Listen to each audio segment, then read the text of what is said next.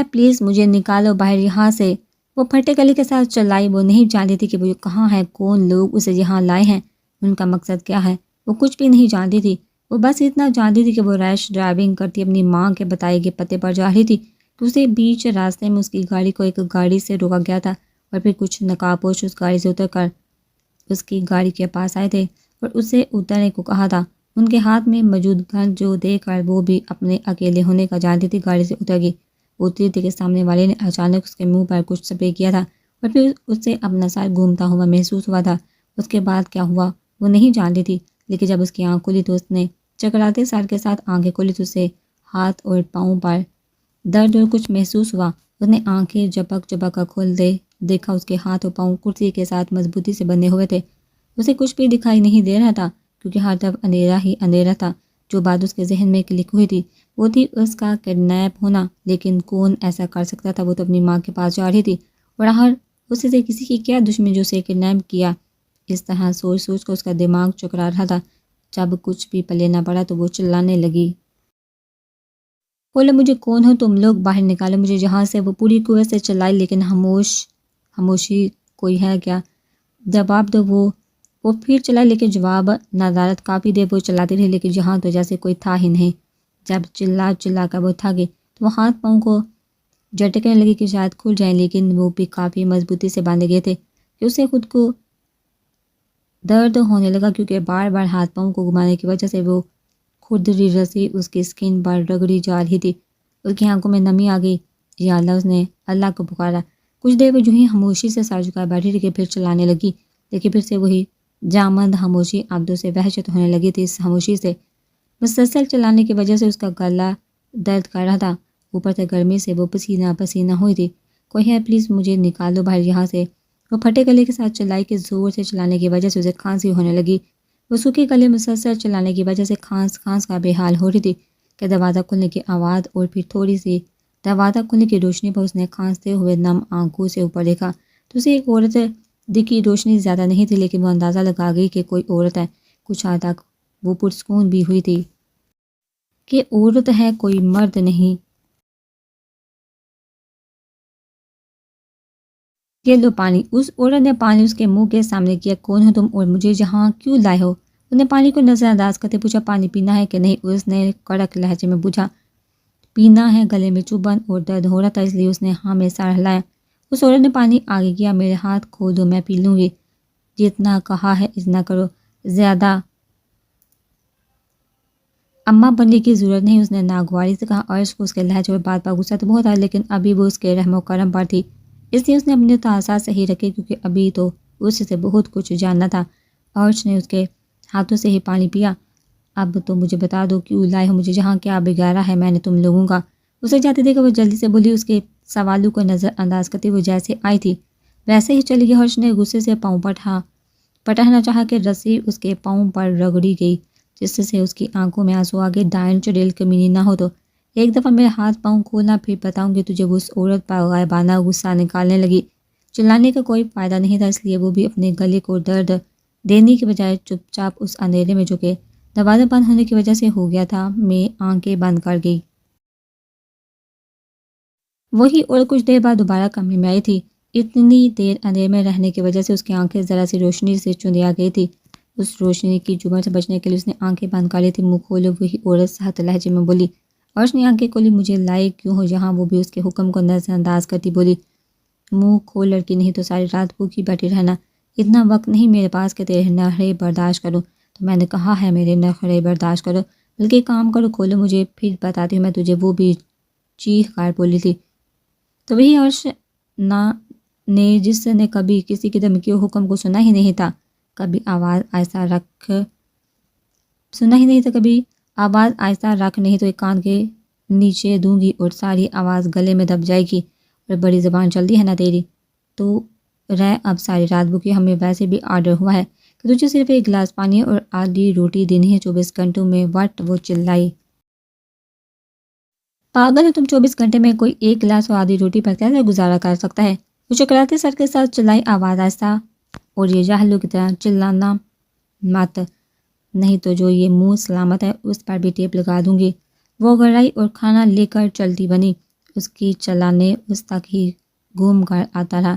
جب چلا چلا کر تھک گئی تو اس وحشت زدہ اندھیرے میں اس کی سیسیاں گونجنے لگی۔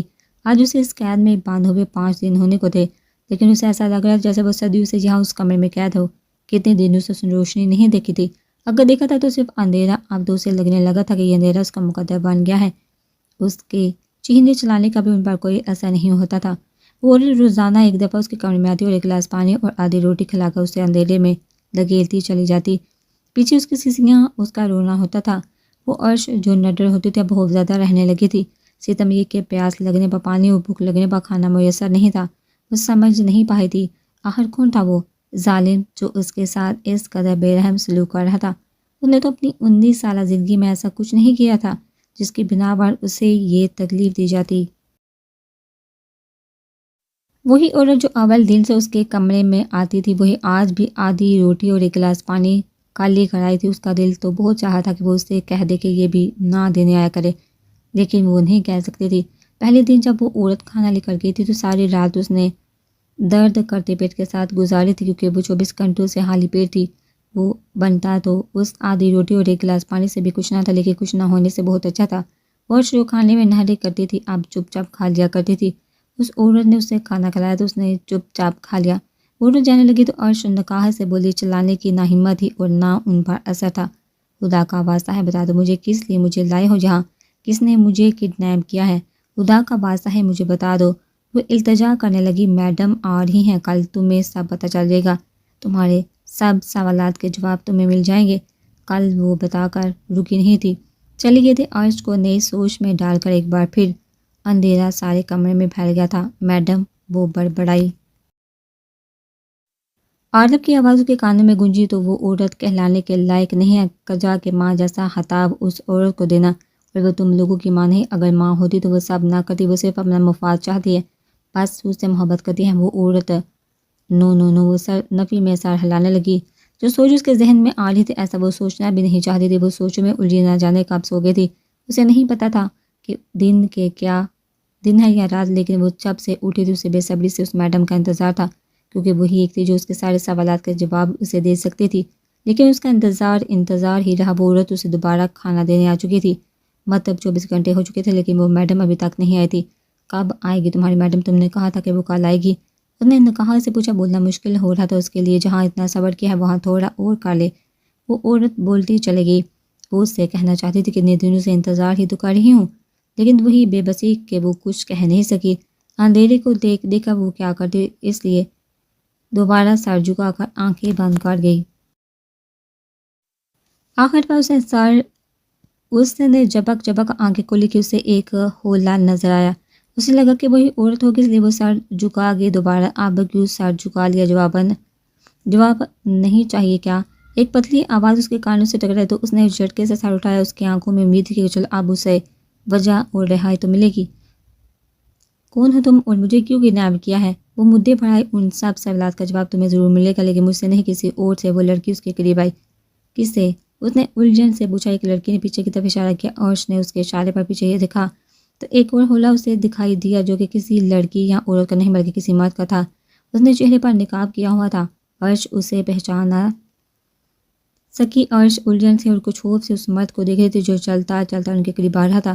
انہیں کچھ فاصلے پر رکا، اس لڑکی کو جانے کا اشارہ کیا اور ساتھ ہی چھت کی طرف اشارہ کیا۔ عرش اس کے پہلے اشارے کو تو سمجھ گئی تھی، لیکن دوسرا اشارہ وہ سمجھ نہ سکی۔ وہ لڑکی اس کے اشارے کو سمجھ کر پلٹ گئی اور جاتے ہوئے لائٹ جلا گئی۔ اچانک سے اتنی روشنی پر اس کی آنکھیں میچ لی۔ وہ جو بھی تھا اس کے اٹھتے قدم وہ بند آنکھوں سے بے خود سے دور جاتے محسوس کر رہی تھی۔ اسے حیرانی ہوئی۔ اس نے آنکھیں کھولی تو وہ چٹہنی لگا رہا تھا۔ اب اس کے قدم دوبارہ اس کی طرف تھے۔ عرش کی خوف سے آنکھیں پھیل گئی۔ وہ چٹکی کیوں لگا آیا تھا یہ سمجھنا کوئی مشکل تو نہ تھا۔ اس کی آنکھیں لبالب آنسو سے بھر گئی۔ تو کیا آج وہ اس کے آگے اسے سوچا نہ کیا آج کوئی عرش سے پوچھتا کہ اصل میں بے بسی کہتے کسے ہیں؟ وہ جو کوئی بے نقاب تھا، وہ جو کوئی بھی تھا، اب اس کرسی پر دونوں طرف ہاتھ رکھے اس کی طرف جھکا۔ عرش کی آنکھ سے آنسو گال پر گرا جسے اس انجان شخص نے اپنے انگوٹھے سے چنا تھا۔ ڈونٹ۔ وہ بے بسی سے چلائی۔ اس کے چلانے کا حصہ لیے بغیر وہ اس کے کان کی طرف جھکا تھا۔ جان۔ اس نے باری سرگوشی کی تھی اور پھر اس کے کان کے لو پر شدت سے لب رکھے تھے. اس کی سرگوشی اور لمس پر اور چونگے تھے. یہ لمس، یہ شدت تو جانی پہچانی تھی. عارب اس کے لب پھڑپڑائے تھے اور وہ جو وار پتگی سے اس کے چہرے کو دیکھ رہا تھا اس کے پھڑپڑاتے لبوں کی سرگوشی کو سن کر جاندار مسکرایا تھا. بہت اچھا لگا یہ جان کر جانے عارب کہ تم مجھے بھولی نہیں ہو، لیکن یہ شکوہ ہے کہ اس مصیبت میں تم نے مجھے ایک بار بھی نہیں پکارا اور نہ میں، ورنہ میں دوڑا چلا آتا. وہ دوبارہ اس کے کان میں سرگوشی کرنے لگا جبکہ وہ سکتے میں آگے اس کے انکشاف پر اسے یوں سٹل چپ دے کر وہ پیچھے ہٹا اور اپنا نقاب ہٹایا. اب تو وہ شک تھا وہ بھی ارج کا دور ہو گیا کیونکہ وہ بلیک پینٹ بلیک ہوڈی میں بالکل اس کے سامنے کھڑا وہ معاف دماغ سے اسے تکنے لگی. اصل سر تو ابھی چکرایا تھا اسے سامنے لے کر. اس کے ساتھ کیا ہو رہا تھا اسے سمجھ نہیں آ رہا تھا. کڈنیپر کی جگہ عارب کیوں اس جگہ، کیوں وہ اس کا مقصد، تمہیں یہ سب کیوں کیا عارب؟ وہ جتنی آواز سے چلا سکتی تھی وہ چلا. اس کے چلانے پر اس نے اس کے سامنے گھٹنوں کے بل بیٹھے اس کے ہونٹوں پر انگلی رکھی تھی. ابھی چپ رہو، مجھے دیکھنے دو. خود کو اتنی دنوں سے یہ آنکھیں پیاسی ہیں تمہاری دید کو. اس کے ہونٹوں پر انگلی رکھے وہ اس کے چہرے کو والہانہ تکنے لگا. عرش کا تو دماغ گھوم گیا تھا.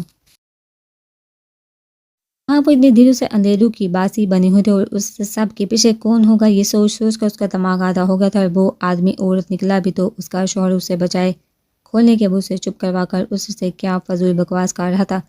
عرش نے زور سے سر ہلا کر اس کی انگلی جھٹکی. مجھے بتاؤ یہ سب کرنے کے پیچھے تمہارا کیا مقصد تھا؟ وہ نقاہت زدہ گرائی.